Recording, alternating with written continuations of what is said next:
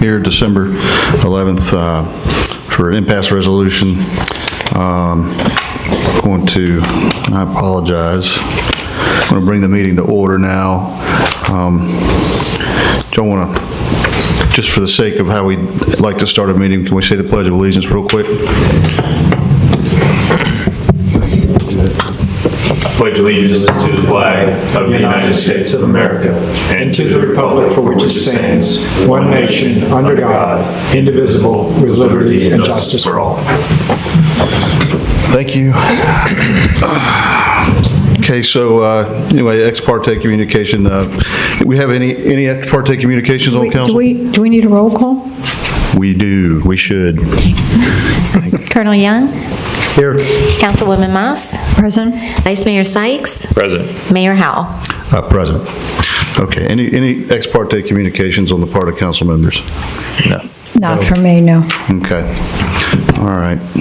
Y'all give me just a moment here. I've got a new piece of paper in front of me.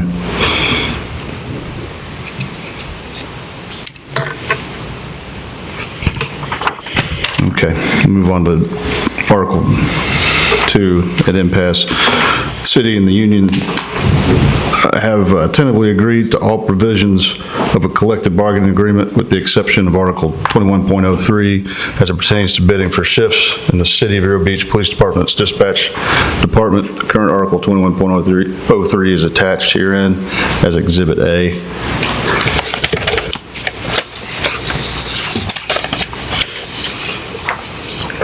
Everybody's got a copy of that, right? And Mayor, typically you would just have the management's position. Mr. Odom is here to do that, and then, of course, the bargaining unit's position from Mr. Myers. Okay. Well, we will start with Mr. Odom then, please. Mayor, council members, I'm Jason Odom with School Systems Now. I represent the city as its bargaining representative in the collective bargaining negotiations for the teams here. That would include what we call the blue-collar unit and clerical and technical unit. The only unit that is before council this afternoon is involved in the clerical and technical unit. By way of just some brief background, the parties underwent a series of negotiation sessions over the past year to attempt to arrive at and agree upon a 3-year collective bargaining agreement. We have, as you noted, tentatively agreed to all articles in the contract with the exception of one provision. I have no audio. Sorry. Make sure that... just pull the microphone down. Is that better? Thank you. We have tentatively agreed to all provisions and articles in that contract with the exception of one provision in Article 21.03. And as Mayor Howell mentioned, Exhibit A in your packet contains the current language that is in Article 21.03. And that pertains to altering work schedules or work hours. Provisions A and B, capital A and capital B, are agreed to or not at issue. What is at issue want me just to wait and then, or? It's okay. Okay. What would be at issue is a new provision, which we would call 21.03, D as in Delta. And that provision would pertain solely to the employees that are in the communications call center for the Vero Beach Police Department. So these are your dispatchers, okay? So the dispute before council to resolve is a very, very narrow issue involving a select group of employees. And if you turn the page in your packet to Exhibit B, you will see another version of Article 21.03. Letters capital A and B are exactly the same as you saw in Exhibit A, and it includes an underlying language because that is the city's proposed language, Section D. And it just reads, all shifts within the Vero Beach Police Department Communications Center will be bid on a semi-annual basis during the months of September and March for October and April assignments. Effective February 28, 2019, the right to assign an employee to a shift is vested solely in the Chief of Police. In making such shift assignments, the Chief of Police will give consideration to the employee's experience, special skills, interests, needs of the police department, and seniority. However, the Chief of Police retains the right to take into consideration any other factors in assigning employees to a shift assignment. And so let me explain what that means and why that provision is in there and why the city, through the police department, has recommended this change to be included in the collective bargaining agreement. as it presently stands, the employees in the communications department bid based solely on seniority. There are no other factors at the chief of police's discretion to use in assigning employees in that division to a shift. Our provision would require that seniority still remain a factor in assignment of employees to a shift, but we would make the ultimate decision in the discretion of the chief of police in the exact same manner as it is done currently and has been done for many years in the police department with sworn police officers. So in the police department, officers bid exactly how you see it here. They bid twice a year, and it's based on factors just like you see here, but the ultimate discretion on where a particular employee is assigned shift-wise rests in the discretion of the head of that department, the chief of police. And we wish to do the exact same thing here in the communications department. And there are a number of reasons that we want to do that. And we do have Chief of Police David Curry here to address council, to explain from his own perspective exactly why he wants to do that, and also so that he can take questions from individual council members should you have any. In general, those reasons include, number one, the fact that employees tend to, in that department, remain on the exact same shift for years, which means they are not exposed, those employees are not exposed to the other shifts in the department. They are not exposed to the different kinds of calls that take place at different times of the day. They are not exposed to the upper police management, such as the captain or the chief of police as well. And so there's just a lack of interaction between those employees and the upper management of the police department because of the time of day that they choose to work. Also, if seniority is the only factor, then those junior employees could, in theory and in practice how it works here, would never be able to work on a different shift because the person who is senior solely by time and service would always be able to trump that employee. So the chief of police and his leadership and the city as a whole, in supporting the chief of police, have determined that the best course of action is to make this change, which would make these employees bid shifts exactly how they do it in the police department in the exact same way that the sworn officers do so.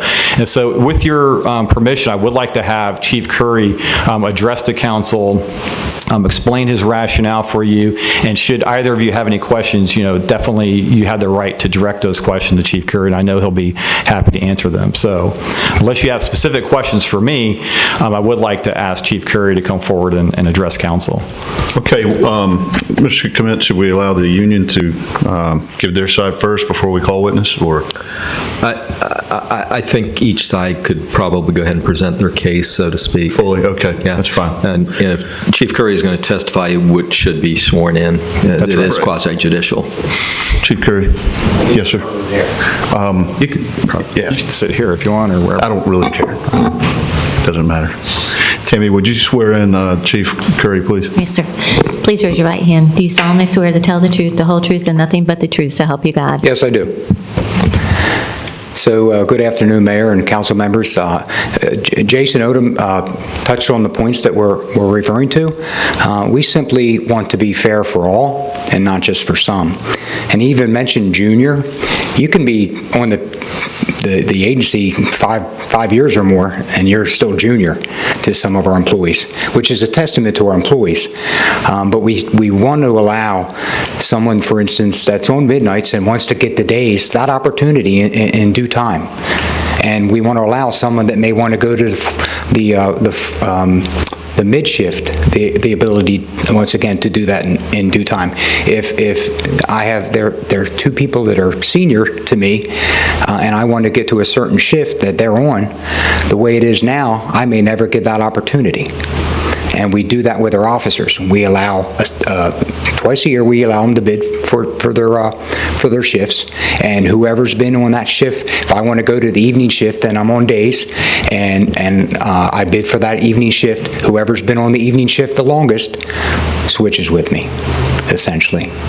So that again, I think the key is to be fair to all and not just to some. Any questions for Chief? I guess my only question would be, how is it typically done in other police departments? It varies. Some switch every 6 months, period. I know, for instance, from the law enforcement standpoint, I don't know if they mirror it with their dispatchers. Sebastian switches every 6 months, period. No bidding necessarily. I think there's a bidding process, but they switch every 6 months. So it varies across the board throughout our state and our region. But again, we're just trying to mirror the same way we do it with the officers. And do it consistently within our different departments. And you know, if people are happy where they're at, then unless there's a job performance issue, then they'll stay there. Again, fairness for all, not just some. So, Chief, what's the necessity for the change? Is there something? Is there a catalyst for change? Well, I believe probably twofold. There are employees that want to switch but are unable to. And then, again, fairness for all, not just for some. We look at how we do things with the officers, and it seems to be working in a fair way, and we want to apply the same way with our dispatchers, department-wide, police department-wide. So, can you quantify,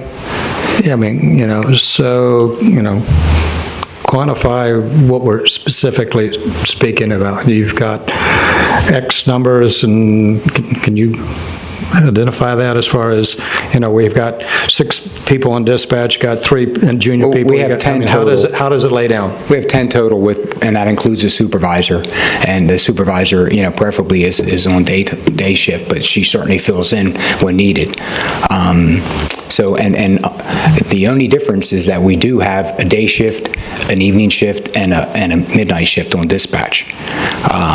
Where with the officers we have the 6A to 6P and 6P to 6A, and we've gone over shifts with dispatch a number of times to include the system that's in place now to 12-hour systems and things like that based on the number of employees. It's not as easy as it may sound, but we're always open even to that, and the dispatchers know that. We've worked with them in that regard, but as you can imagine, 3 may want to do this shift, 2 may not, 4 may want to do something else. So then we just look for the organizational, we look at number 1, what we need best for organization and a service to our community, and then 2, we try to make it a win-win to satisfy them. It sounds like you are asking for the authority to run it as you see fit and Yes, not ma'am. be locked into a set system Yes, that ma'am. may or not be appropriate to a given situation. Yes, Do I ma'am. understand it correctly? Yeah, absolutely. And again, seniority is not off the books. It still is a consideration. Thank you. Okay, so, and again, we're just kind of delving. So what's the disadvantage for the individual versus the disadvantage for the organization? Well, the disadvantage is if that you want to come off midnight, sir, and I'm senior to you, and there's 2 senior dispatchers on days, you may never get to day shift. That's the disadvantage. Okay. The advantage is to look at other factors as well. There may be a performance issue, potentially.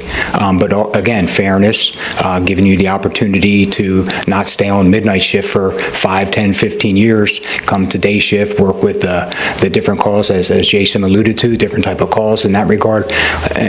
We try to make them as well-rounded as we can. And when I say them, our whole agency, we try to...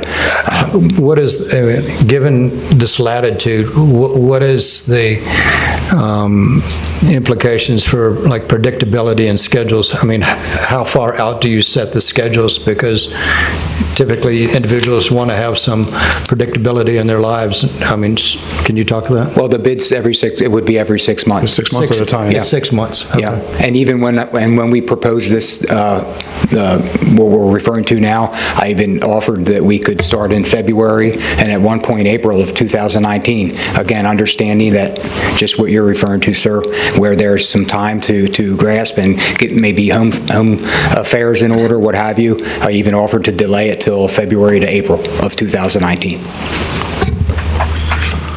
And I'm still willing to do that. And as far as the workforce,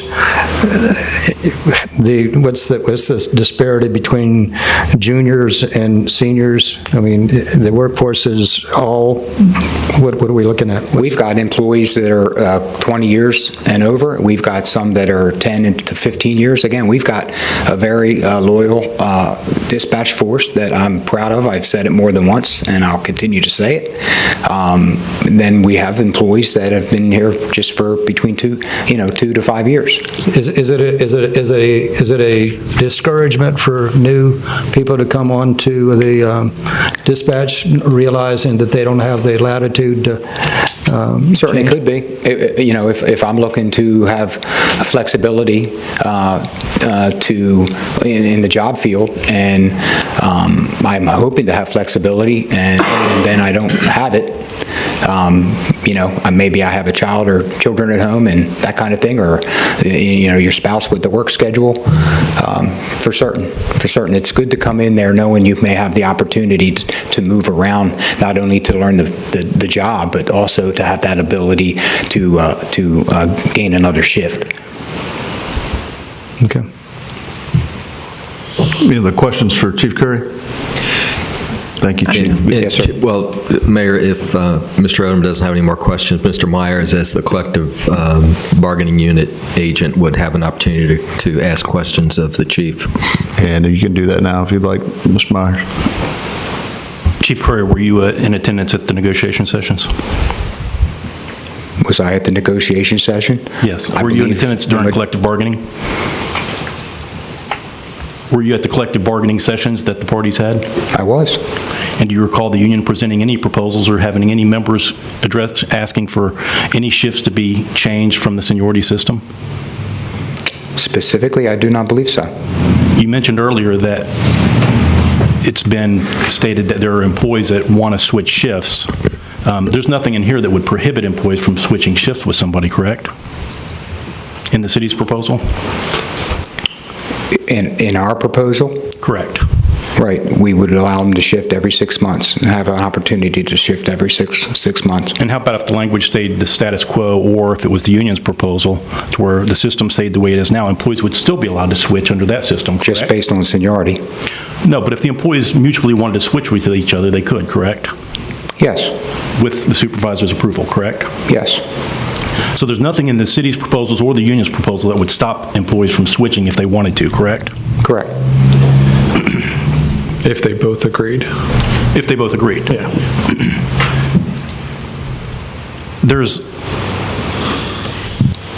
You mentioned that there's employees that could have problems with not taking a position with the city if they couldn't get the shift. Do you recall any applicants that refused to come to the city because they couldn't get the shift they wanted? Specifically upon hiring, no. So all of those, but as the chief of police, that's important to me because I want to be able to have that flexibility in a new hire. so all of those employees understand when they hire on the system that they're hiring into, correct? A seniority-based system. If somebody tells them about it, sure. Well, that would be the city's management's obligation to let 2103, they'd have to relay that to them. I hope so. Right, and the city's obligation would be to notify those employees of what potential schedule they would be on, correct? Right.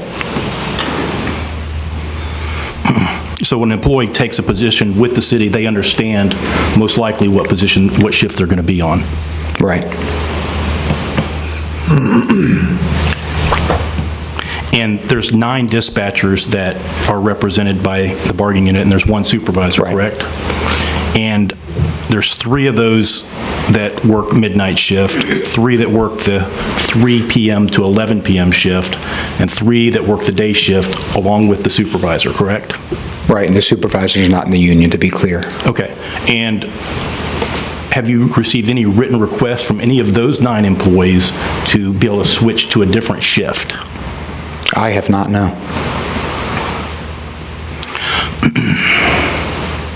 I have no further questions for the chief. Just one, Chief. Yes. The system that's being proposed for the dispatchers is the same system that's used by the sworn officers, is that right?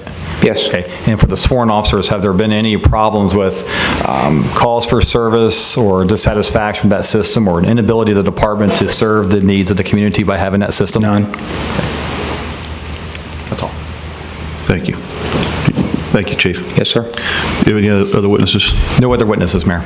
Okay, thank you. Mr. Myers, if you'd like to start with your presentation. Thank you, Mayor Howell. Again, my name is Steve Myers. I'm the business agent with Teamsters Local 769, representing the clerical technical unit here at the city. The language that Mr. Odom spoke of, that's the current language, which has been marked as Exhibit A, is, and what we're relying upon is the language that's in 21.03C, that all shifts will be bid annually by seniority on October 1 of each year. That's the language that's been in effect for several successor contracts. That's not new language. That's what this department's been operating under. That's what these dispatchers have been operating under. These people, when they were hired into, knew that's what they were hired into. The people that have been under that system have chosen the shift they're on and have worked, for example, 3 p.m. to 11 shift their entire career. And if they are taking off those shifts, it would obviously cause them to have, a lot of difficulties in whatever reason they chose the 3 to 11 shift, whether it's childcare, whether it's another job, whether it's that they just have never worked in anything other than 3 to 11 shift. You become accustomed to working certain hours, you get certain rest patterns, and it actually makes a better employee when you get that certain rest pattern, not that you end up working a shift that you're not accustomed to. So the union, to try to alleviate our one issue, and again, as Mr. Odom spoke of, the only issue that we're at dispute on is this issue. The rest of the language is exactly the same as it is in the blue-collar unit that the city reached an agreement with the union on and we ratified. And the language that we ratified in the blue-collar unit is the exact same as Exhibit A, that they bid it annually. So in those other departments in the city that they have shift work, they bid it annually. So for example, if you're in water and sewer and you're a sewer plant operator or a water plant operator, those guys work the same type of, day shift, evening shift, night shift systems, and they bid it once annually. If we want to bid it twice annually, that's not an issue. The issue is not letting the senior people that have worked the shifts, that are accustomed to those hours that they're working, be able to select the shifts. That's the prime issue for us. So what we try to do is give the parties more time, so if we could come up with a different solution instead of trying to be at immediate impasse. So the union proposed that we would keep the current language in, if you take a look at Exhibit C, we would keep the current language that's in 21.03C, where all shifts will be bid annually by seniority, and then we would insert in there that the city has the right to reopen this section for collective bargaining for fiscal year 2019-2020. If requested, such bargaining shall begin no later than June 1 of 2019.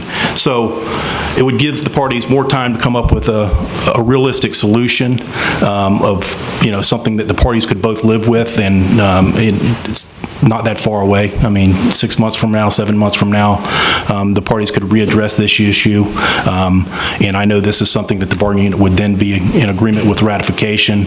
I did prepare and bring with me what my proposal will be next year if you allow the parties to reopen their negotiations, and it won't be to reopen it again. So I brought that with you, and I'm okay with if the council would agree to adopt union, or what's been marked as Exhibit C, or if you would allow me to approach, Mayor, I'd like to give you what will be our proposal next year, or an alternative solution for you here today, and the union would be okay with this one also. Sure. And you have a copy for the city clerk as well?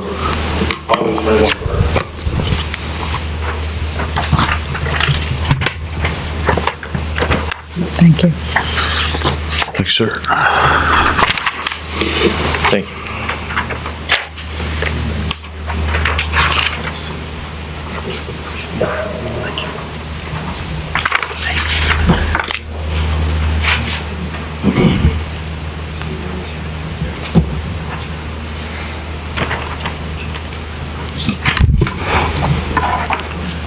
So just for marking exhibits, if we could mark this as Exhibit D. So what Exhibit D would be, and the union would be satisfied with either accepting what's been marked as Exhibit C or Exhibit D here today. But if you accepted C, then D would be what we will propose next year, or if the city would be willing to adopt D, that would be the language that we would propose next year if it wasn't agreeable here today, which would be that all employees within Vero Beach Police Department Communications Center will remain on their current bid shifts for the duration of this agreement unless mutually agreed upon. When a shift becomes available because of a vacancy, then employees shall have the right to bid for the vacant shift. The right to assign the bid to an employee to a vacant shift is vested solely in the Chief of Police. In making such assignment, the Chief of Police will give consideration to the employee's experience, special skills, interests, needs of the police department, and seniority. However, the Chief of Police retains the right to take into consideration any other factors assigning employees to a shift assignment. So what Exhibit D would do would then at least allow those employees that are on those shifts to then remain on those shifts for the duration of the 3-year contract. That gives those employees that have seniority and have only worked those shifts the ability to stay on those shifts, but then also gives the police chief flexibility for shifts as they come available. So it's kind of a happy medium, at least in the union's opinion. So, to clarify, any changes in shifts has to be mutually agreed upon between all parties, right? Is that what I heard, or am I mistaken? Currently, right now, what they do is they post the schedule once a year, and for the most part, there's not really a change to it. And then those employees bid on which shift they want. Do you want the 3 to 11? Do you want the 11 to 7? Or do you want the 7 a.m. to 3 p.m. shift? That's the process now, and they stay on that for 1 year. That's the current process. Does council have any questions for me, Mr. Mayor? Any questions from council? The proposal by the city for the criteria for which the police chief could potentially change bids would also allow for the chief to consider the things like you mentioned, like an employee who has extenuating circumstances of working at night. The chief could take that into account when they're making a decision about moving someone in shift. Is that correct? Under that proposal, the word consider, he could consider it. That's correct. So I guess the question would be, do we have trust in our police chief to actually make the right decision in that situation? When you talk about extenuating circumstance like that, I would be inclined to trust that the police chief is going to, when they have the ability to take that into account, they're going to choose to do that. They don't want, the last thing that a police chief wants is to have a unhappy employee, right?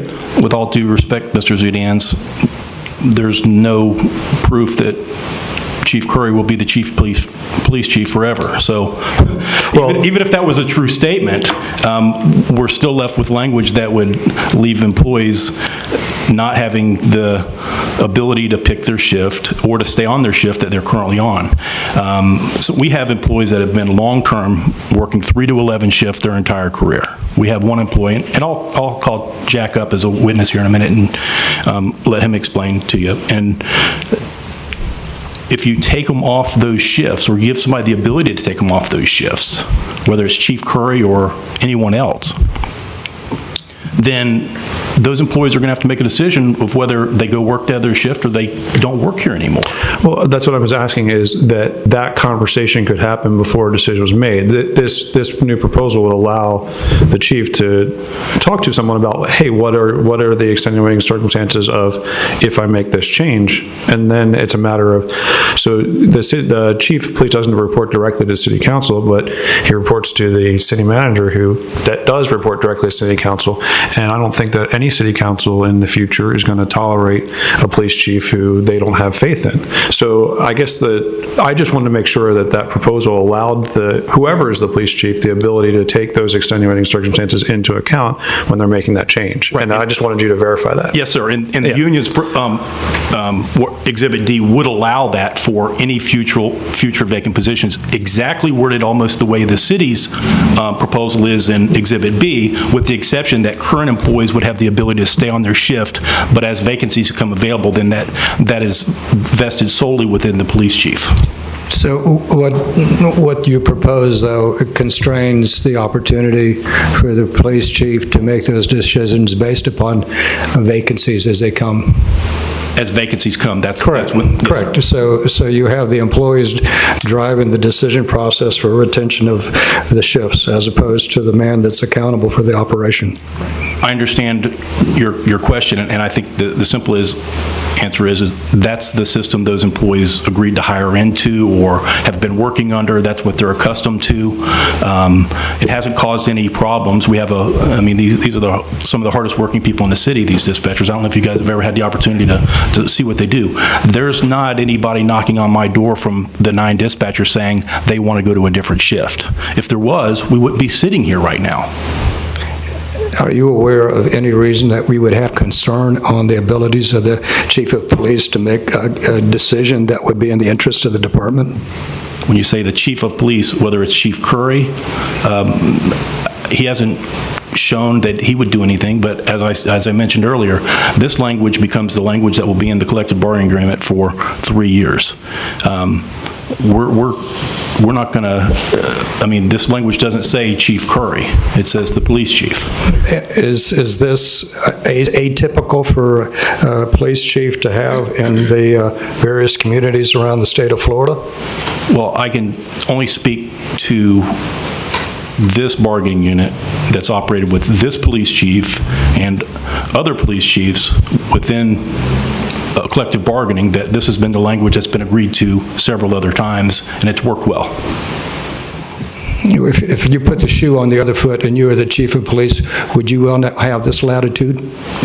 I would want it to be a system that the employees wanted, so they would be happy with the shift they're on, because I think that is the best approach to having an employee, and we're not talking about an issue of whether somebody's working Saturday or Sunday, council member. We are talking about whether somebody's working midnight shift or evening shift, and believe me, it takes a special person to be a dispatcher. It takes another special person to be able to work midnights.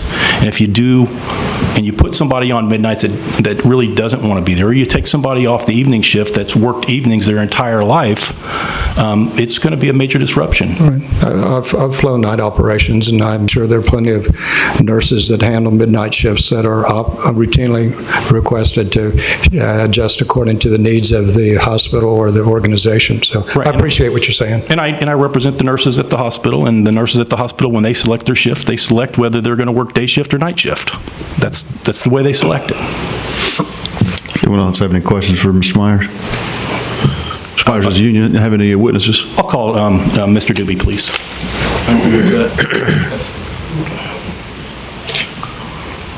Tammy, would you swear in the witness, please?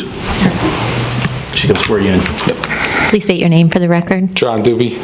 Do you solemnly swear to tell the truth, the whole truth, and nothing but the truth, so help you God? John, can I call you Jack? Yes, you can. Okay, because I don't call you anything other than Jack. Please don't call me that.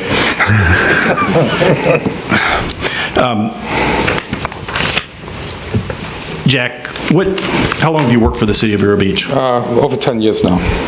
And what shift do you currently work? I work 3 to 11. And prior to coming to the City of Vero Beach and working as a dispatcher, where did you work for? I was a police officer in Rhode Island for 26 years. Okay. And as a police officer in Rhode Island, was there a certain shift that you worked? I worked 3 to 11 most of my career, except when I made sergeant. I went on midnight shift for 6 months and went back to the 3 to 11 shift.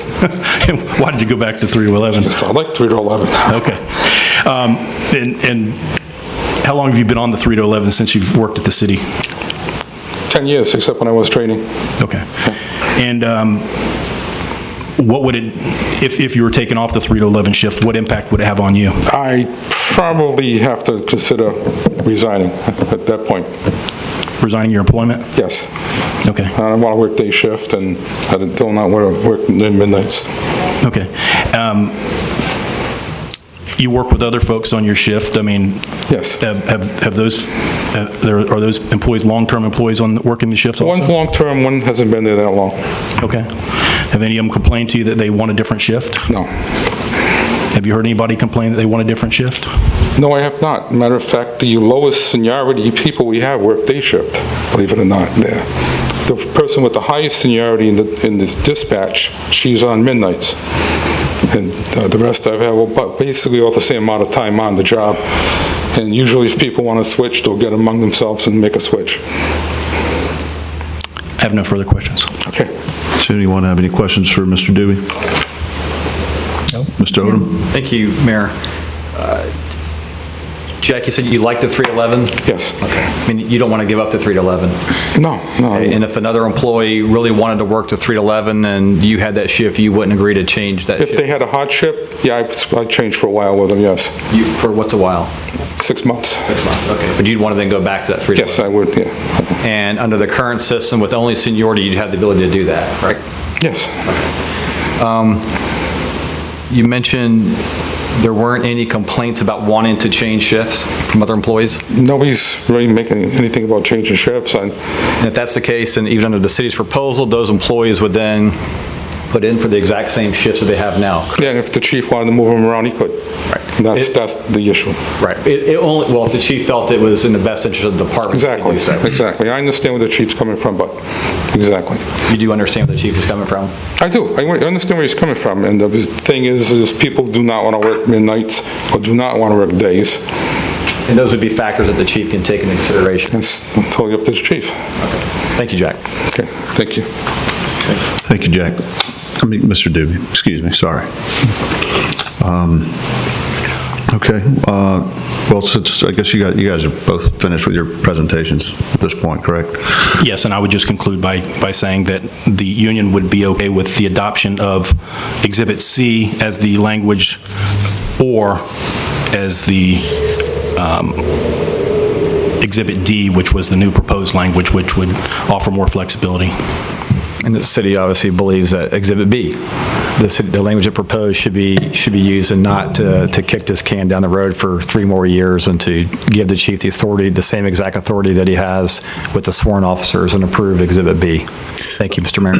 Sure. And let me say that where I'm having an issue understanding is we have a protocol in place that, at least from what I can hear, everybody who's spoken today, there are no current issues, nor have there been, and I know that we're not losing dispatchers left and right. So I'm just wondering why we're bringing a question to make, I want somebody to tell me, why are we bringing a question to make a change if everything seems to be copacetic today? I wish I knew the answer to that, sir. I don't. The reasons, Mr. Mayor, are those as articulated in the beginning and by the chief of police. We do have a system. We didn't create the system Exhibit B from whole cloth. It came directly from the sworn side of the police department that the current officers and officers for years have been working under. No employee was mentioned that they hired in with this provision in place, and that's why they came onto the job, et cetera, et cetera. Nothing in the collective bargaining agreement is guaranteed to stay the same. The wages don't stay the same.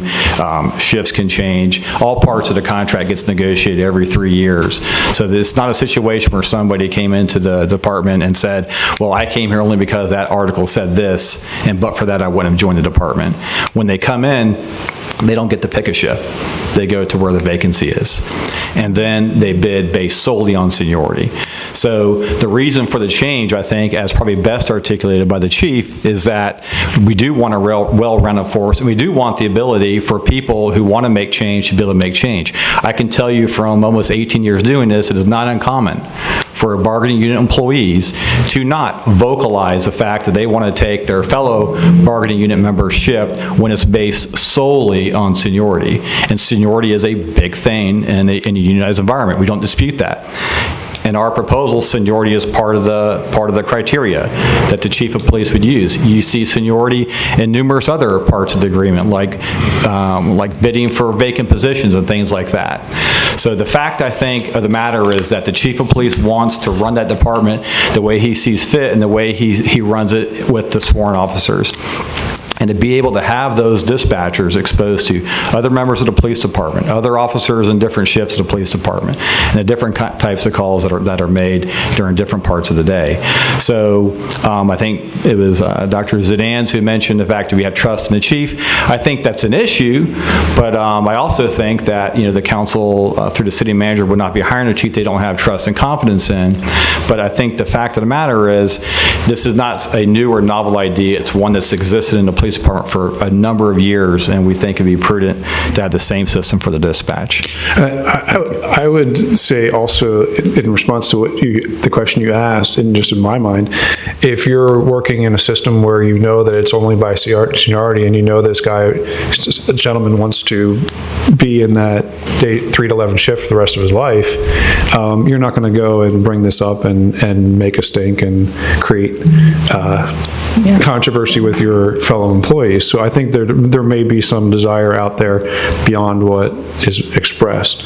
And so I personally, well, are we done with the witness part? Are we discussing? We're discussing. We're discussing. And I would just say that I think that a manager, this is clearly like in a business within the purview of what a manager is supposed to do, setting who goes on what staffs. And I really don't think that I think that it should be something within the control of a manager. And a good manager is not going to make all of his employees unhappy. Okay, he's going to use the ability that he can take the extenuating circumstances into account. This is not you get to override seniority. He's still supposed to take seniority into account. He's supposed to take extenuating circumstances into account, and there has to be a level of trust in your managers that they're going to have the authority to assign employees for time. I mean, that's a basic part of running an organization.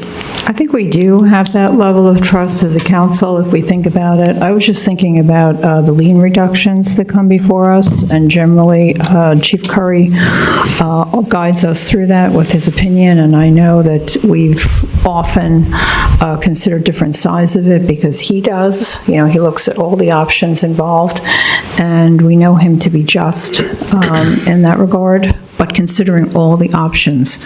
So I'll speak for myself. I definitely have confidence in his decision-making. Chief, my apologies. That it's thorough and just. We've actually already had to call the witnesses for us. So. Okay, so I'm done? Since it's quasi-judicial, yes, sir. Okay. I wanted to help you with your question, Mayor. The only exception would be if Mr. Ed wanted to recall the chief and there was no objection from Mr. Myers, he could do that. Well, I think that's also a good point, that if someone does have a complaint, the person might not necessarily state it. That's often the case in many places, not just this one. Out of curiosity, and I don't want to make this more convoluted than it needs to be, but would the union consider, and it says a two-part question, would consider Exhibit B with the exception that if there is a dispute, it reverts to seniority as the number one determining factor? Because it seems like that may be a compromise where the chief still has initial control over moving people, but if someone, like the witness that was called, really didn't want to come off 3 to 11, then it reverts back to seniority.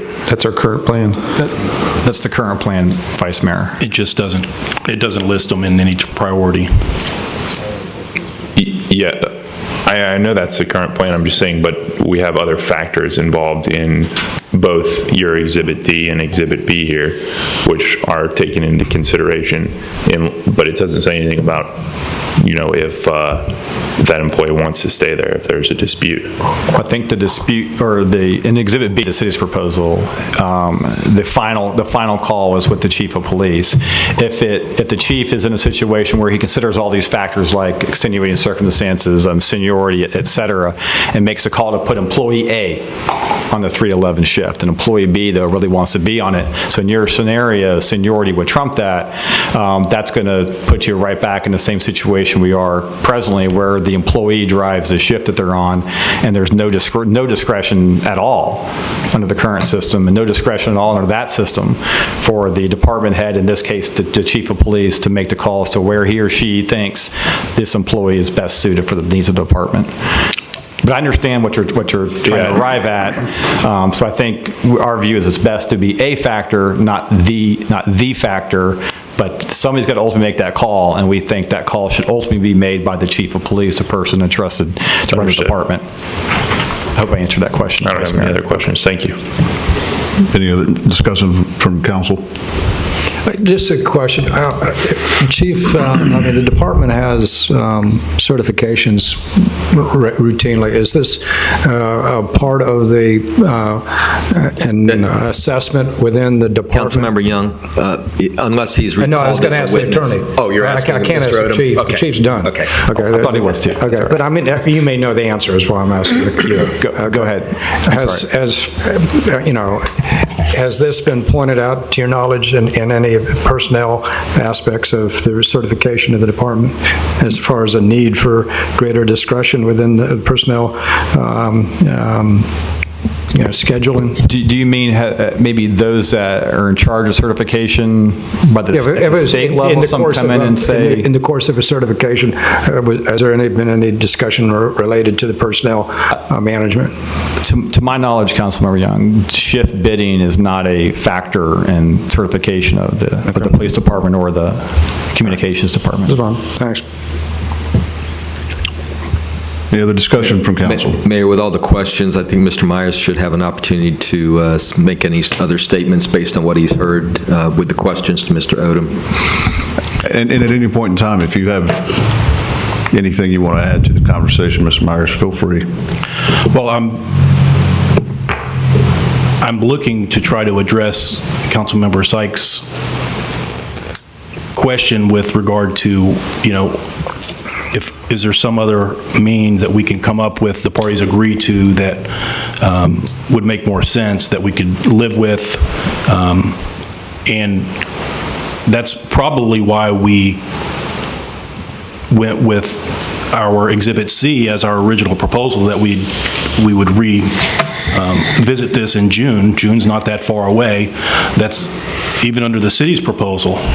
That's it wouldn't start till April. I mean, so we're going to start negotiations in June. We're not talking about something that we're going to push down the road forever. But obviously, the parties need to have more conversations with each other to be able to get on the same page. And if there is that trust issue about working on a shift, then we need to have those alleviated. But I can tell you, there's a concern from this group of dispatchers because they overwhelmingly rejected the proposal. It wasn't something that I just said no, we're not going to vote. We voted it. They voted it. They all voted no. They didn't want it. And I don't want to make this into we don't trust the police chief. That's not what this is about. This is about these employees knowing and having for certain, most likely, what shift they're probably going to be working. And they've been working, and it's worked well for their lives, and it gives them good sleep patterns. And, there's opportunities they work other shifts on overtime assignment when there's another dispatcher that becomes ill or takes a vacation. And those things happen, and they work those other shifts. And there's overlap with the officers now because the officers are working different shifts. They're working 12-hour shifts. These folks are working 8-hour shifts. There's already an overlap. That already exists today. Real quick, in Exhibit D, it seems to me, please correct me if I'm wrong, either of you, that basically the second half of the language, starting with "in making," is identical to... Yes, sir, identical. Okay, so the only difference in Exhibit D versus B is that you're asking to... ensure that those long-term employees... For the next 3 years. And then if there's a vacancy, then the chief has discretion to execute the second half of this. Yes, sir. So ultimately, though, it sounds like in 3 years' time, obviously this would be renegotiated, but that portion, in 3 years' time, hypothetically, would you be okay with Exhibit B? without knowing, in all fairness, I can't answer that question, because generally what we do is we solicit proposals from the bargaining unit before we enter into negotiations. Just as though I'm sure Mr. Odom may have had an end-the-shade meeting with you folks, prior to negotiations or sometime during negotiations where you might have talked about some of these proposals. And we solicit the proposals from the membership. So for me to... I hear you. I guess what I'm getting at is it just seems like you guys want more time, essentially, to ensure the system stays the same before this is implemented? Stays the same, or more time that we can come up with a constructive solution that the parties can live with and be happy with, and that we're not at some adversarial relationship within one part of the department. And that's why I had mentioned, okay, well, maybe there was a way to tweak this that made both parties happy, but it seems like it's pretty cut and dry. Either A, ultimately the police chief has the discretion to do what he wants to do, or B, the employees do. So how do you really get to a compromise? And that's really why I said, and I proposed Exhibit D, so you'd kind of have where I felt where I was actually coming up with an alternative solution that would be a partial compromise to where it gives that flexibility to the chiefs for all those vacant positions. Somebody leaves, obviously Jack's, may leave here in the next 20 years. He's no spring chicken. Jack leave. And when those things happen, then the chief's going to have the discretion to obviously make those decisions. Can I address that, Vice Mayor? Yeah, of course. And here's my concern. Number one, just from a fundamental perspective, just a basic labor law perspective, you can't have an agreements that go beyond 3 years. So, and I think your question was appropriate to Mr. Myers about, in 3 years, would you be okay with the way the city has it in Exhibit B? And I don't doubt for one second the sincerity of Mr. Myers, and I'm not surprised at all that he does not want to answer that question, but we would be where we are today in terms of no finality, no agreement. So we can't have a provision that says in 4 years or in 5 years, this is what the law of the land is going to be. We're limited to 3-year agreements. Sure. So that's why, to give some leeway in the time period in terms of when this would be implemented, the city was looking to say, I believe it was mentioned earlier, April of 2019. So those folks would stay in their shift. It's now December, when this was all, we had, by the way, this wasn't 1 or 2 sessions. This had multiple bargaining sessions where this was discussed. So back then it's September, August, October. So April was 6 months out. Now it's 4 months out. That was the reasoning for the April 2019. So that wouldn't be the shift that they're currently in. It would start at that point in time.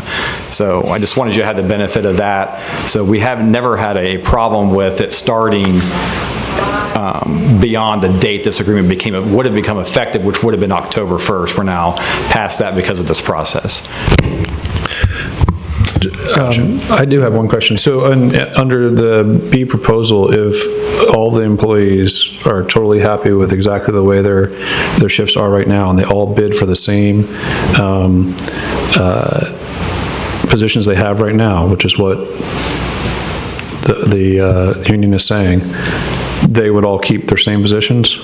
They would not be guaranteed to keep their same position. As it states, it's... If the chief felt that was not the best for the city, he could make a different assignment?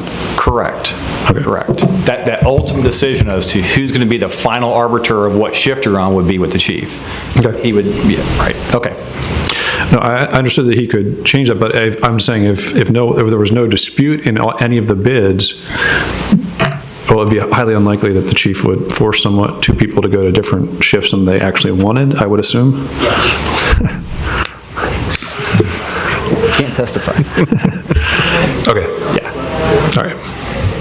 Any other questions? No. Any other? Yes. If you don't mind, one statement. I think what it really boils down to are management rights here. Mm-hmm. Do you hold the person responsible? If so, do you give him the management rights to operate? Or B, do we give the discretion to another party? And yeah, that's what I was saying. There's really no other option. It's one or the other. And coming from private sector. I mean, whenever I've been in business, the man who is in charge above me, who has seniority, I shouldn't say seniority, managerially, who has authority, is the one that says what it is I do. Or, of course, I can make a decision to stay or go. Well, I didn't get to choose the depositions I took or the trials I tried as a junior lawyer, but I think it's the same concept, and it's where we're going to place that decision-making authority, the ultimate decision-making authority. Okay. Well, are we finished, counsel? I think so. Okay. I'll entertain a motion. I make a motion to give Chief the authority to make the decision. But you would want to specify which of the exhibits, the form of the... And I'm sorry, which exhibit was that? That was B. I'm sorry, what? B is in Bravo. Okay, then I make a motion to approve Exhibit B, being the one that gives the chief the authority to make the decision. I'll second that. Second, okay. Roll call, Tammy? Dr. Sedans? Yes. Colonel Young? Yes. Councilwoman Moss? Yes. Vice Mayor Sykes? Yes. Mayor Howell? Yes. Passes 5-0. Thank you all, gentlemen.